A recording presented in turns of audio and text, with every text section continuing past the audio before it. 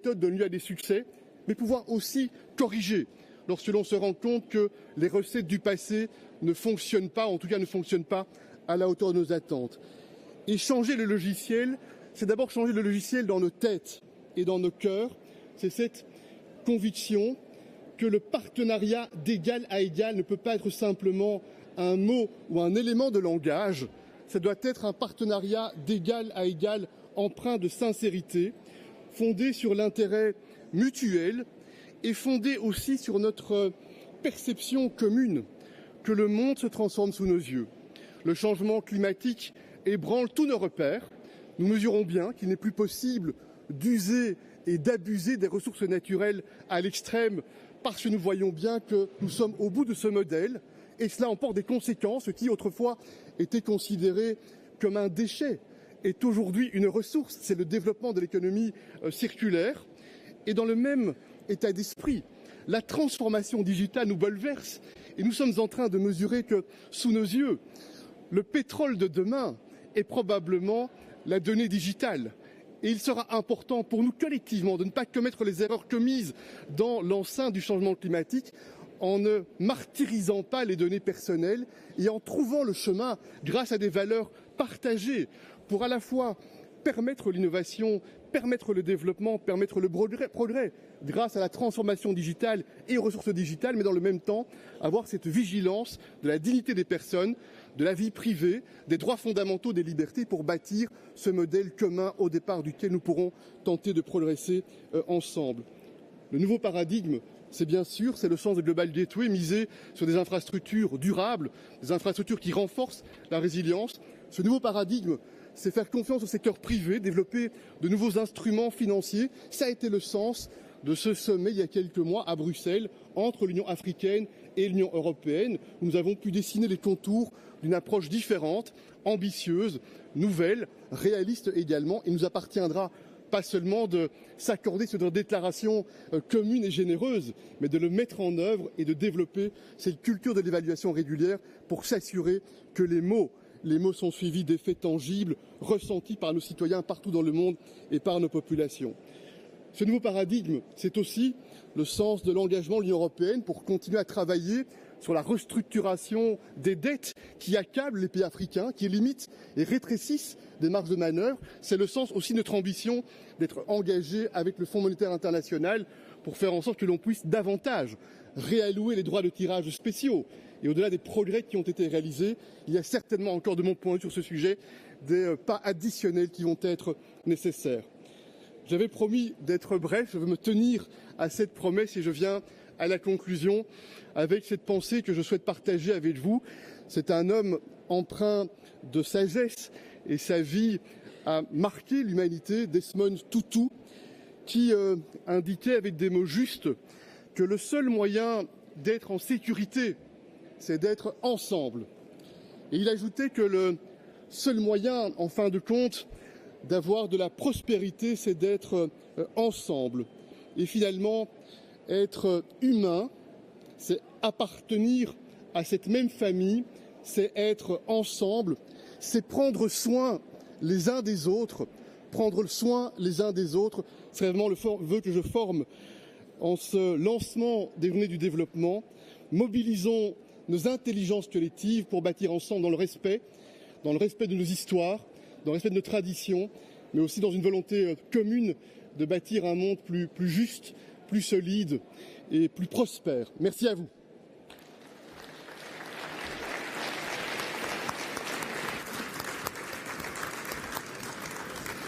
Thank you very much, Mr. President.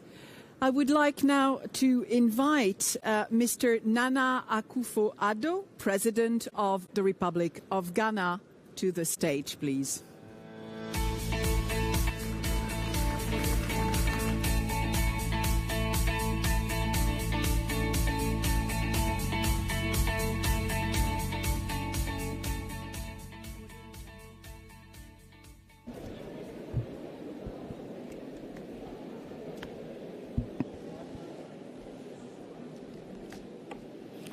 Your Majesties, Your Excellencies, ladies and gentlemen, I thank the President of the European Commission Her Excellency Frau Ursula von der Leyen, for the invitation to be part of this year's European Development Days. It has been 2 years of virtual meetings since the outbreak of COVID-19, so it feels good to be able to meet again in person to chart a sustainable course for our collective future, particularly that of Europe and Africa. Although the initial response was somewhat flawed, the level of global cooperation witnessed in the fight against the ravages of COVID-19 demonstrates the importance of multilateralism as a progressive tool to finding solutions to the plethora of global issues. The theme chosen for this year's event, Global Gateway, Building Sustainable Partnership for a Connected World, is thus happily apt in view of the times. Excellencies, global efforts to help countries correct the devastation caused by the pandemic and also achieve the UN 2030 Sustainable Development Goals are coming up short. Finance and investment needs of developing countries have increased, as COVID-19 has not only reversed years of progress, but has also revealed critical gaps in infrastructure in areas such as healthcare and digital connectivity. Sadly, the prospects for us in the developing world, making up lost ground through inclusive and sustainable recovery efforts, have been further severely undermined in recent months by the consequences of the Russian invasion of Ukraine, which are having a negative impact on commodity and fuel prices, stoking a food crisis, and provoking financial market volatility. Though the bombs might be dropping on cities half a world away, they're hitting our pockets not only in Ghana and in Africa, but also in much of the developing world. Indeed, a recent United Nations report estimates that 70% of Africa's economies are at severe risk from the Russian war in Ukraine. The World Bank tells us that subsequent to the conflict, the number of poor people in sub-Saharan Africa would rise from 413 million to 463 million this year, an increase of 50 million persons. In the midst of this, 18 African economies have experienced credit downgrades, even when all economies are suffering adverse fallout from last year's pandemic. And we in Africa are also facing the risk of the so-called Tabor tantrums as investors exit our markets, thereby exacerbating the increasing cost of borrowing. At this moment, support for non-IMF program countries to alleviate the debt burden is limited. The initial facility, designed by the G20 countries to offer respite to economies with elevated debt challenges, the Debt Service Suspension Initiative, DSSI, has expired since December 2021 and has not been renewed. Beyond the DSSI, the G20 Common Framework promised a comprehensive solution to the debt issue. To date, the few countries that took on the associated risk by applying have yet to receive the much-needed relief. In these trying times, the amount of $650 billion United States dollar special drawing rights approved for the IMF in August 2021 was meant to provide significant relief. However, based on allocation principles, economies in Africa got a total of only 33 billion United States dollars, about 5%. Moreover, the promise to reallocate some 100 billion United States dollars of the SDR allocations to African economies agreed to at the Paris summit in May 2019 has so far yielded about 36 billion United States dollars in pledges as of April 2022. Then there is the matter of the African risk premium, when African entities are borrowing from the market, which increases the cost of capital and which must be addressed, especially as Africa provides the highest return on investments obtainable anywhere and has a good record of debt repayment. Likewise, we must deal together with tax dodging and illegitimate commercial transactions by multinationals, which account for 60% of the annual 88 billion United States dollars of illicit financial flows from the African continent. In this regard, the recent pledge from the G7 countries to exact a new global minimum tax rate of 15% on multinationals, regardless of where they are based, is a step in the right direction, even if the rate is low. The combined effects of debt situation, rising interest rates, and rising cost of living are resulting in severe macroeconomic and financial instability. What is clear is that the ensuing damage cannot be cured so easily with the limited fiscal tools at our disposal and national policy adjustments. Excellencies, the long-standing relationship between Africa and Europe, founded on ties of blood, culture, geography, and history, should serve as a platform for enhanced cooperation between us. Indeed, no one needs to tell us that the issues of peace, progress, and prosperity in Africa and Europe are deeply intertwined, which presuppose that ensuring the development of Africa should be in our common interest. Now more than ever, strong partnership between Europe and Africa, reinforced political dialogue, and expanded cooperation in the fields of economic growth and international security are required. We have to work together to achieve our goals, including a fair, equitable process of energy transition, which recognizes that the entire African continent is responsible for less than 4% of global emissions, and which safeguards the prospects of Africa's development. It is for these reasons that the establishment of the €300 billion Global Gateway Package by the European Union, which aims to boost public and private investment in the areas of infrastructure, energy, and green transition, digital transformation, growth and jobs, transport and human development over the next 7 years is very much welcomed.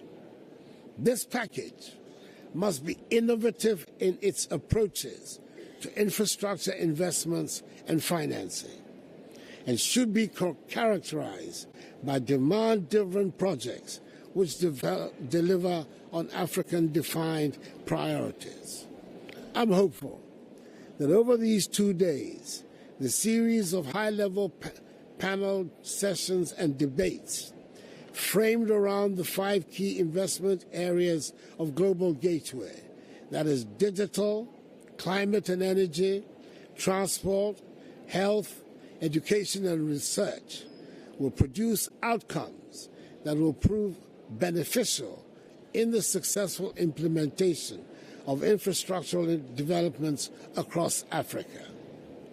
In the next few years, we must be able to see tangible projects across Africa as proof of the fruits of the strategic partnership that exists between Europe and Africa. Excellent relations between Europe and Africa are essential to global security in this 21st century, which should lead us onto the path of shared progress and prosperity. Your Excellencies, I thank you for your attention.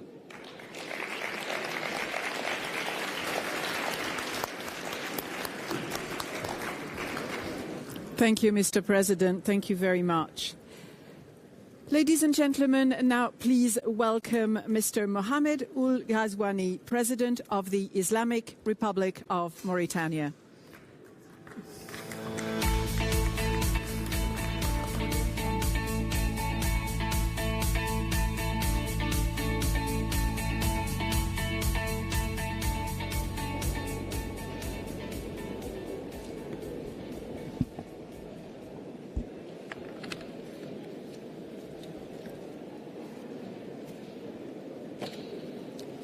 Altesse royale, Majesté, Excellence Monsieur Charles Michel, le Président du Conseil européen, Excellences Mesdames et Messieurs les chefs d'État et de gouvernement, Mesdames et Messieurs, permettez-moi d'abord de remercier l'Union européenne en la personne de la présidente de sa commission, son Excellence Madame Ursula von der Leyen, pour l'aimable invitation qu'elle nous a adressée afin de prendre part à la 15e édition des Journées européennes du développement qui se tient sous le thème Global Gateway, construire des partenaires durables pour un monde connecté, tout comme la chaleur et la qualité de l'accueil. Excellences, Mesdames et Messieurs, les dramatiques conséquences de la Covid-19 ont fortement mis en lumière l'urgente nécessité de renforcer la résilience des chaînes d'approvisionnement et de relever les défis mondiaux liés au changement climatique, à la pauvreté, à l'insécurité et au déficit d'infrastructures, de gouvernance et d'inclusivité du développement. Défi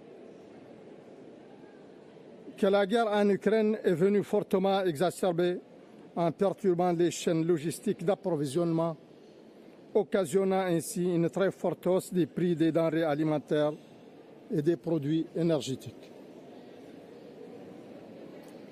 En centrant son intervention sur le développement des liaisons intelligentes, propres et sûres, dans les domaines du numérique, de l'énergie et des transports, tout comme sur le renforcement des systèmes de santé, d'éducation et de recherche, l'Union européenne, à travers Gateway,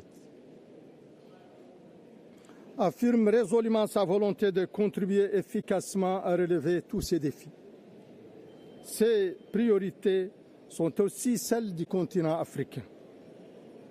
Nous notons avec beaucoup d'espoir l'annonce faite de consacrer 150 milliards d'euros au volet africain de ce programme. Le Global Gateway, dans ses objectifs cibles, traduit une remarquable convergence des priorités entre la Mauritanie et l'Union européenne, lesquelles ont toujours été unies par des relations de coopération fortes, diversifiées, saines et constructives, qui cimentent le partage des valeurs communes et l'excellence des relations bilatérales avec tous les pays membres de l'Union. Je profite de cette occasion pour saluer ici l'appui que l'Union européenne n'a cessé d'apporter à mon pays et plus globalement aux pays du Sahel dans la lutte contre le terrorisme et pour le développement.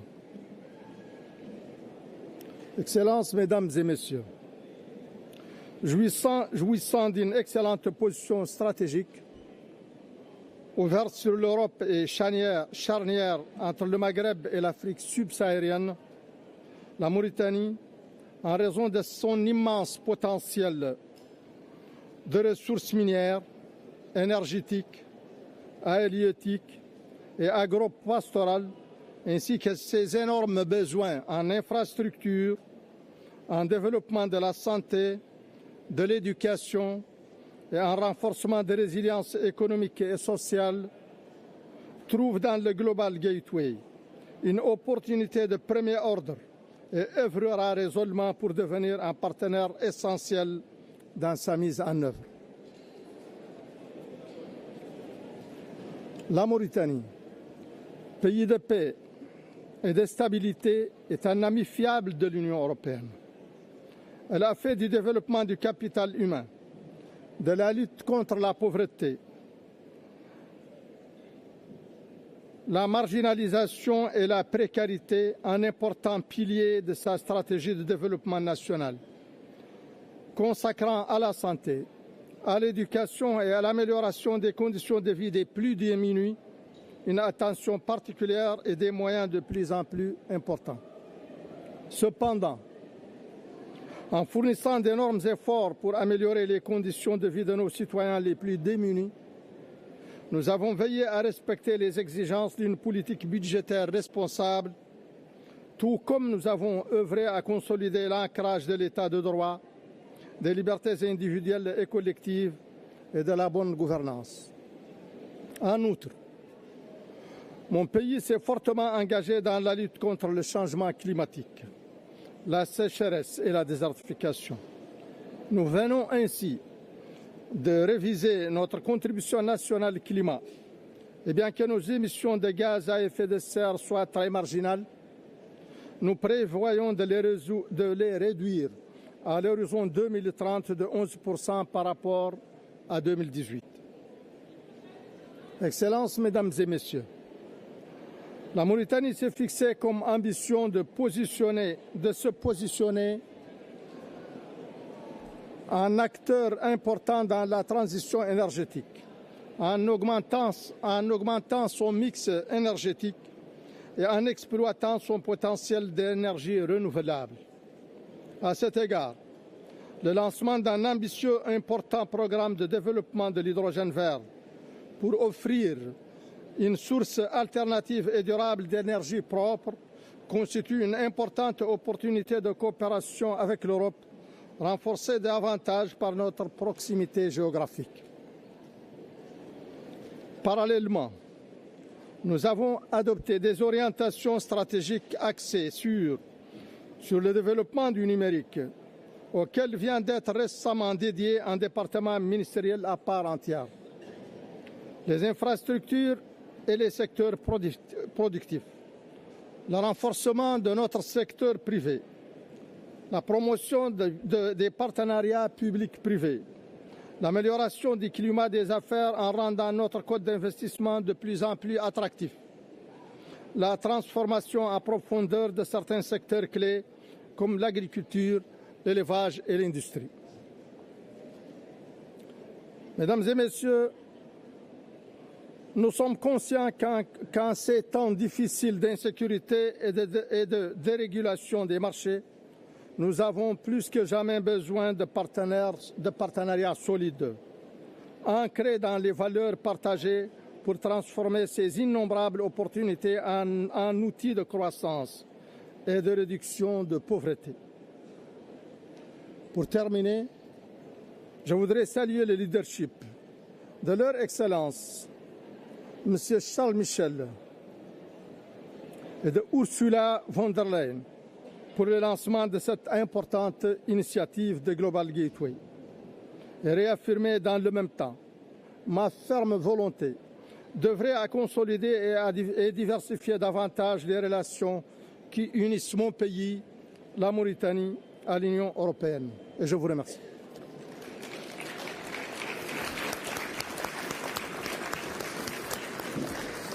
Merci beaucoup, Monsieur le Président. Ladies and gentlemen, I'm getting out of the way while we are cleaning up our stand. Ladies and gentlemen, I would like now to invite to join us here on stage Mr. José Maria Neves, President of the Republic of Cabo Verde.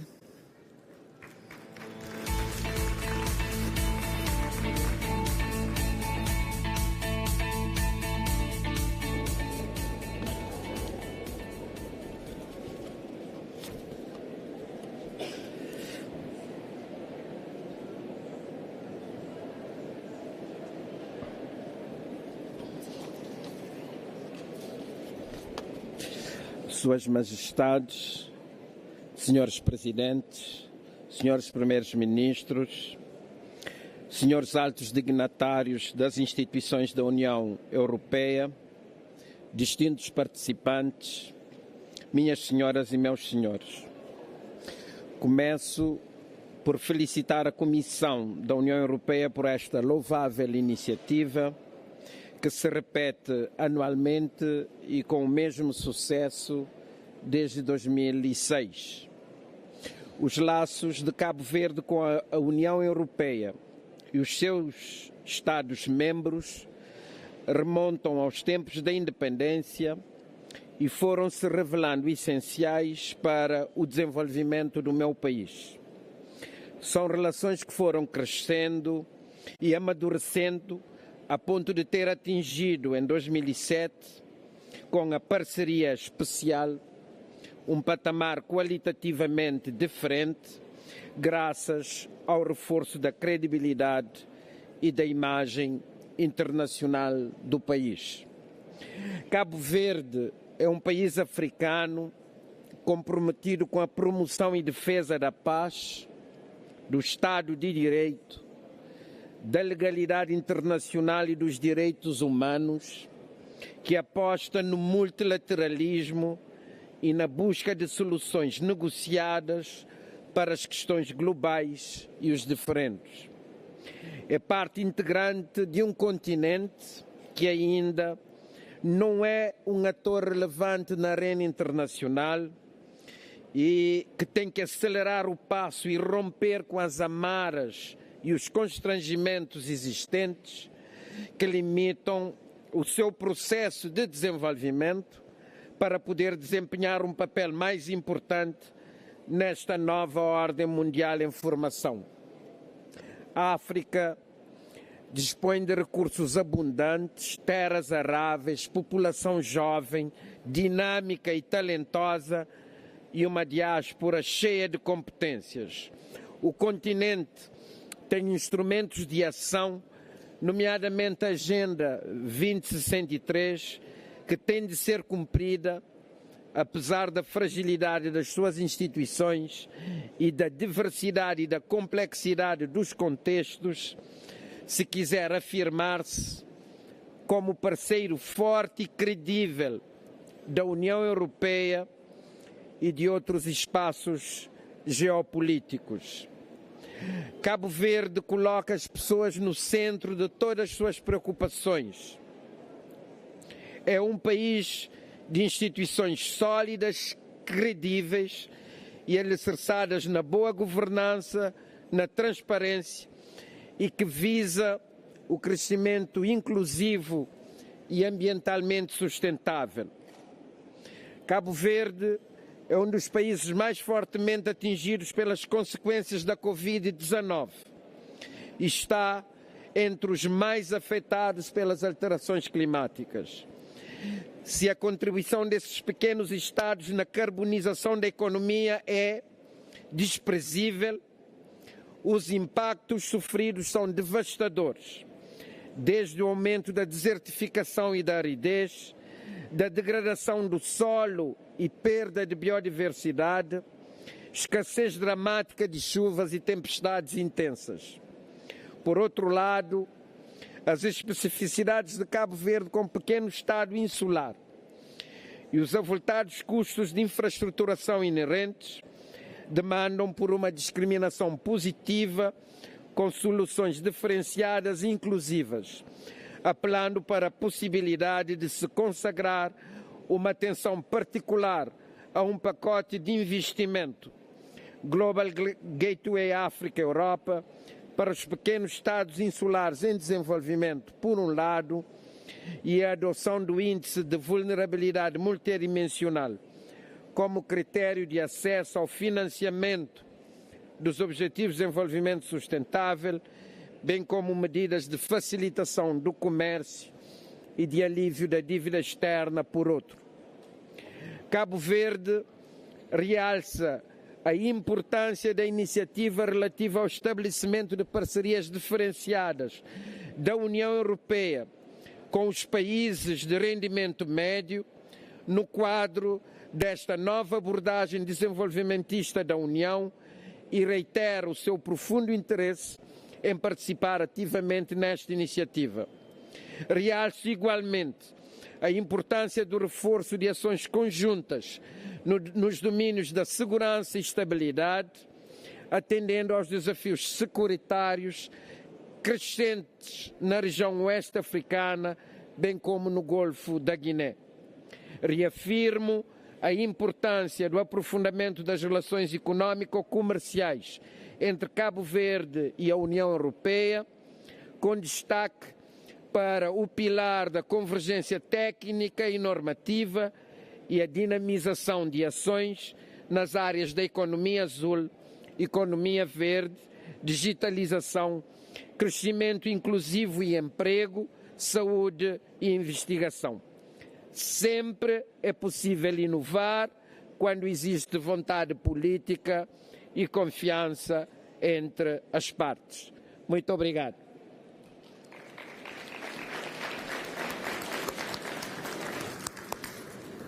Thank you very much, Mr. President.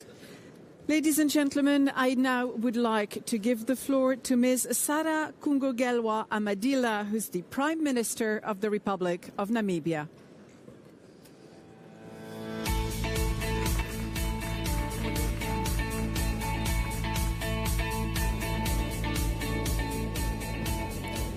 Thank you very much, Director of Proceedings, Your Majesties, Your Excellencies, Prime Ministers, ladies and gentlemen. Namibia is pleased to participate in the 15th edition of the EU Development Days that seeks to strengthen partnerships at the international level for mutual benefit, as expressed through this year's theme, Global Gateway, the EU strategy to build sustainable and resilient connections in the world. I thank the EU Commission for the welcome and courtesies extended to me and my delegation since our arrival. Your Majesties, Your Excellencies, this edition of the EU Development Days comes after the 6th European Union-Africa Union Summit that was held in February this year, where the heads of states and government met to agree on a joint vision for our two unions in a renewed partnership. This renewed partnership addresses both the immediate opportunities and challenges we face, as well as the long-term dialogue on this package, by seeking greater and deeper understanding on the package, and to develop approaches and come up with solutions that would ensure that the package help build more diversified, inclusive, sustainable, and resilient economies that are also human-centered in its approach. It is important that whatever we do, due consideration is given to the priorities and needs of African countries as well. We welcome the core aims of the package, which is to boost public and private investment that builds on existing initiatives and partnerships. Particular areas of interest to many of our countries would be investment in energy, including renewable hydrogen and digital infrastructure. We recognize the impact of climate change on our countries and economies and the need for a transition to sustainable sources of energy. As provided for in the outcome of the summit, we wish to reiterate the need for energy transition that is fair, just and equitable, taking into account specific and diverse orientations of our countries with regards to access to electricity. COVID-19 has had a devastating impact on the global economy, And while nation states were on a path of recovery following 2 years of the worst global pandemic in recent history, oil and food prices were on the upward trend since the beginning of 2022. Moreover, droughts, heat waves, floods, and other climatic conditions have ravaged countries over the last few years, further affecting the economic stability and recovery of nations. It is within this context that less than a month ago, His Excellency Dr. Hage Godfried Geingob, President of the Republic of Namibia, participated in the World Economic Forum in Davos, Switzerland, where he showcased Namibia's innovative approach to kickstart Namibia's economic recovery by using its renewable energy potential to contribute to a global just energy transition. Namibia has set an ambitious goal to reduce carbon emissions by 91% by 2030. In this regard, investment in the green hydrogen economy is an imperative if we are going to achieve this ambition. Infrastructure is a key enabler in unlocking development, and in particular, the development of Namibia's green hydrogen industry. The Southern Corridor Development Initiative, which is a key output under our national development plans, consists of a portfolio of complementary projects and infrastructure in the southern region of Namibia. It maximizes the opportunity presented by green hydrogen and ammonia for the country. Preliminary market estimate indicates that the Karas region in southern Namibia stands to absorb potential foreign direct investment of $6 billion, produce 2 million tons of green ammonia, generate in excess of $800 million in revenue per annum, and house generation assets of 5 gigawatts with the capability to produce power at less than 2 US cents per kilowatt. Namibia has already signed several memoranda of understanding with some of our European partners, being Germany, Netherlands, and Belgium, for the production and distribution of green hydrogen to be produced at the coast of Namibia with solar and wind renewable energy sources. We are engaging in a similar dialogue with the European Union.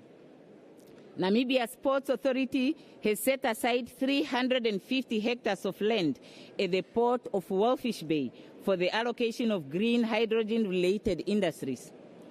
Furthermore, a preliminary analysis by the World Bank of the green hydrogen market and levelized cost of hydrogen shows Namibia could produce highly competitive green ammonia. However, with little national demand, exports will be key to our green hydrogen strategy. The global ammonia market today is 180 million metric tons, driven by fertilizers and mining explosives production. The global market is expected to grow to over 500 million metric tons by 2050, driven by marine shipping and power systems aimed at decarbonization, especially by major developed economies with net zero policies by 2050. Your Majesties, Your Excellencies, Prime Ministers, Namibia's vast potential to generate renewable energy utilizing existing infrastructure and with investments in new infrastructure is driving the diversification of our economy. The green hydrogen proposition will make it one of the most competitive countries in the world to produce renewable hydrogen. As we seek to continue on our developmental path, we are improving our policy environment for investment, including such as the impact of COVID-19, human development, economic recovery in a post-COVID world, and sustainable energy production and transition. We are hopeful that the Africa-Europe investment package, with due consideration to the priorities and needs of countries such as ours on the African continent, will support our developmental ambitions as we seek to industrialize. I thank you very much.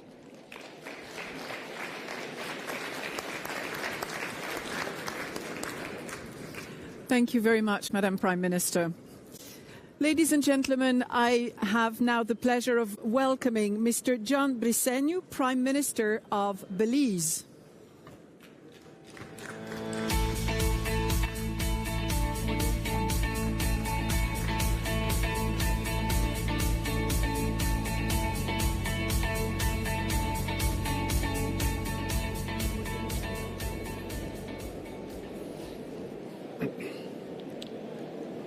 Her Majesty the Queen of Belgium, President of the European Commission, colleague heads of state and government, distinguished representatives, ladies and gentlemen, we meet in beautiful Brussels at a decisive moment. Not only is the world in the recovery stages of the global pandemic, but we are also witnessing a catastrophic invasion by Russia of Ukraine, whose impact has spread far beyond their borders, indeed far beyond this continent. Today, our small nations in the Caribbean, including Belize, are grappling with high inflation rates, unsustainable debt, increasing poverty, food and energy insecurity, and climate change, among other major external factors hindering the development of our nations. For example, in Belize, when my administration took office in November 2020, Belize's debt to GDP ratio stood at an alarming 133%. Unemployment stood at 30%, and the poverty rate was estimated at about 60%. Immediately, my government proceeded with our multi-year recovery and transformational framework called Plan Belize. This set the foundation for our medium-term development strategy, which allowed us to re-establish macroeconomic order and stimulate investments in several key sectors over the next 5 years. Plan Belize has already started to bear good fruit. Last November, we successfully converted an unsustainable private debt by paying it off and converting it into a blue bond that will assist us with our marine conservation efforts while helping us to achieve debt sustainability. This transaction alone decreased debt to GDP by an estimated 12%, set aside almost $4 million annually for marine conservation, and set up a marine conservation trust fund that will be worth almost $100 million by 2040. Belize, like other Caribbean nations, will continue to value relationships with our development partners like the European Union and its member states, who have been some of our closest and most committed partners. Historically, we have used EU funds to improve the livelihoods of the Belizean people through three main instruments: the European Development Fund, accompanying measures for sugar, and the accompanying measures for bananas. Now we are turning a new page in the development partnership under the EU's NDIC Global in areas of renewable energy. All initiatives that are helping us improve productivity and reducing poverty. Across the Caribbean, commitments by the EU have assisted our governments with green growth and sustainable socio-economic development, along with our efforts to enhance good governance and improve regional integration. Allow me a minute to express on behalf of the people of Belize and our neighbor Guatemala our sincere appreciation to the EU for its efforts at regional peace and security.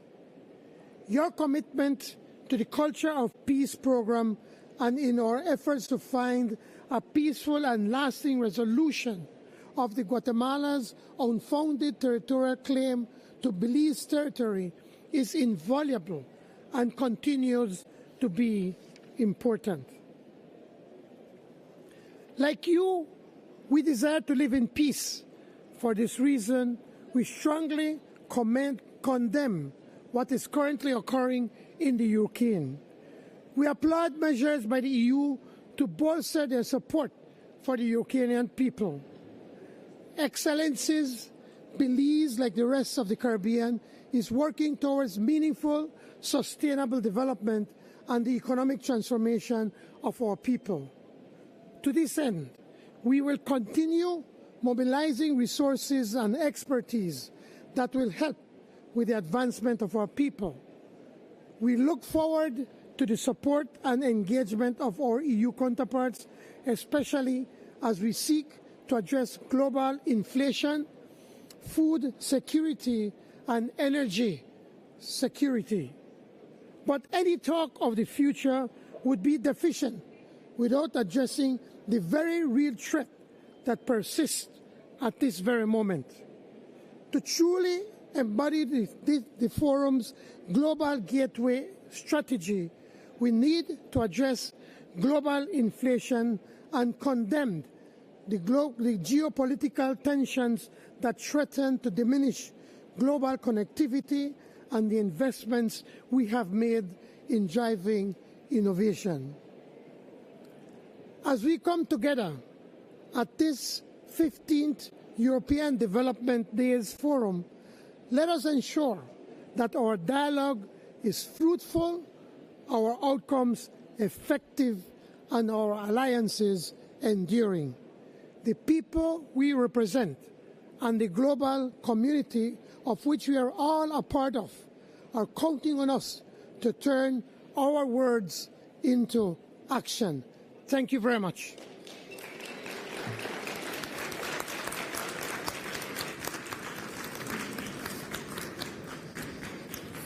Thank you very much, Mr. Prime Minister. And I would like to invite Mr. Anatole Collinet Makosso, Prime Minister of the Republic of Congo.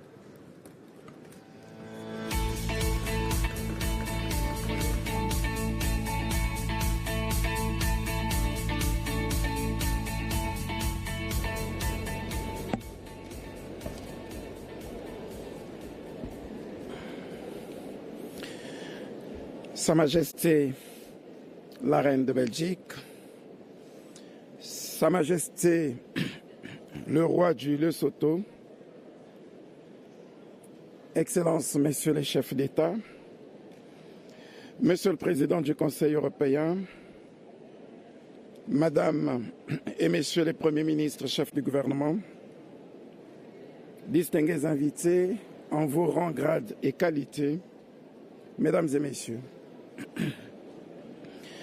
qu'il me soit permis, au nom de Monsieur le Président de la République, chef de l'État, Son Excellence Denis Sassou Nguesso, au nom du gouvernement et en mon nom propre, de vous remercier pour l'honneur qui m'est fait de compter parmi les invités à la 15e édition des Journées européennes de développement.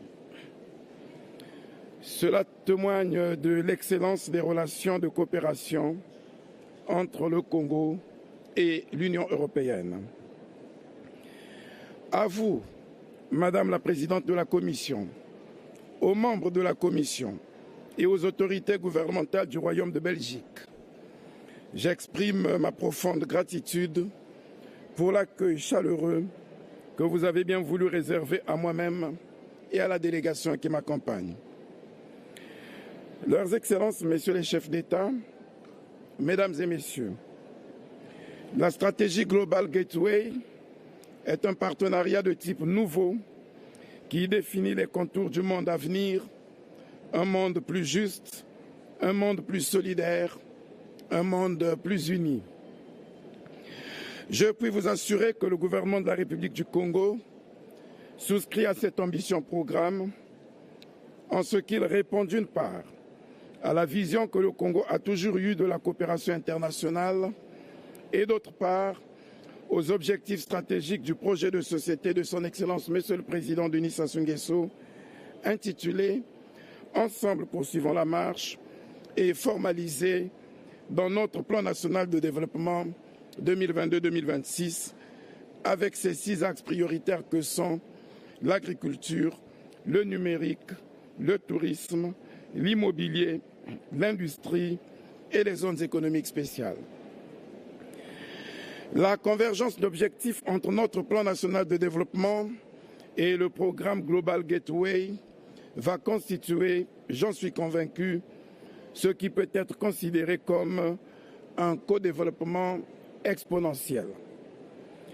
Le financement des 343 projets de ce plan national de développement, dans le respect des normes environnementales, auxquelles il convient d'ajouter les projets identifiés dans le cadre de la Commission climat du bassin du Congo et du Fonds bleu pour le bassin du Congo, permettra à la République du Congo de profiter des richesses qui en résulteront pour investir dans le capital humain et assurer un développement social durable assis sur une transition énergétique, écologique et numérique et portée par une économie verte, résiliente et vertueuse, génératrice d'emplois.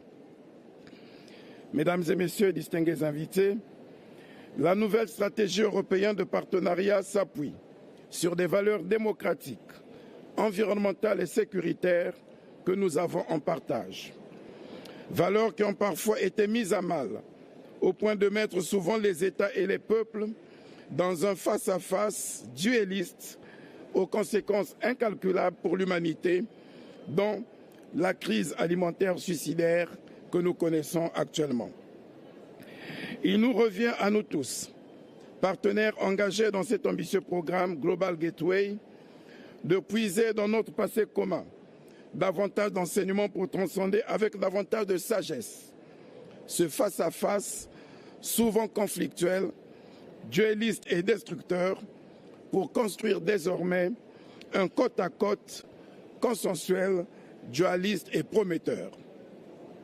Ce New Deal à reconstruire, matérialisé par Global Gateway, nous indique à tous la voie à suivre et nous rappelle que l'Union européenne, comme d'ailleurs sa sœur, l'Union africaine, a été créée sur des valeurs visant à préserver la paix au sein de leurs continents respectifs, à renforcer la sécurité humaine, à promouvoir la coopération internationale. Sans avoir la prétention d'être des experts en humanité, permettez que nous puissions suggérer le suffrage de nous tourner tout entier vers l'avenir et de construire à partir de nos diverses contributions recueillies ici un édifice qui, plus jamais, ne tombera en ruine à cause d'une quelconque érosion morale. Ainsi, nous garantirons la paix à nos peuples, nous préserverons ensemble notre planète et assurerons de façon équitable la gestion de nos ressources dans une perspective durable et plus humaine. Ainsi, nous écrirons une nouvelle page de nos relations, une page qui ne laissera aucun espace aux incompréhensions intra- et intergénérationnelles, mais une page d'espoir et d'espérance partagée. Je vous remercie.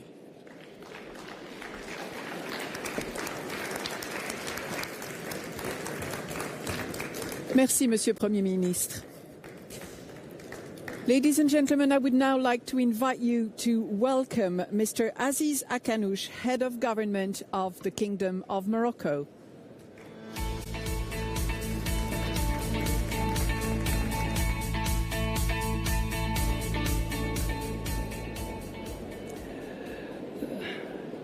Majesté la Reine des Belges, Majesté le Roi, les Autos, Monsieur le Président du Conseil, Madame la Présidente de la Commission, Mesdames et Messieurs, les chefs d'État et de gouvernement, Excellences.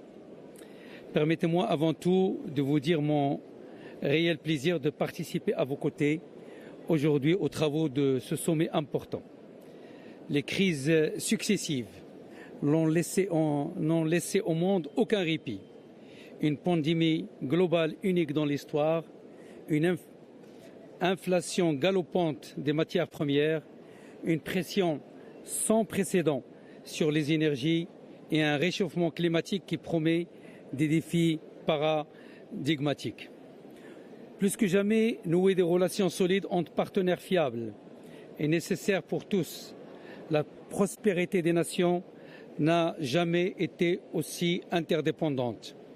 C'est dans ce contexte que l'Union européenne propose le Global Gateway, stratégie qui apporte une valeur ajoutée réelle et une réponse créative aux enjeux de la connectivité.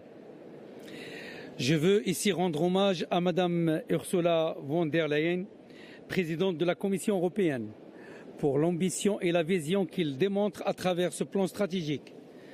Favoriser l'émergence de ressources humaines bien formées, protégées par un système de santé qualitatif au sein des sociétés mieux connectées, par des infrastructures logistiques et digitales efficaces dans un monde pérenne, respectueux du climat et résolument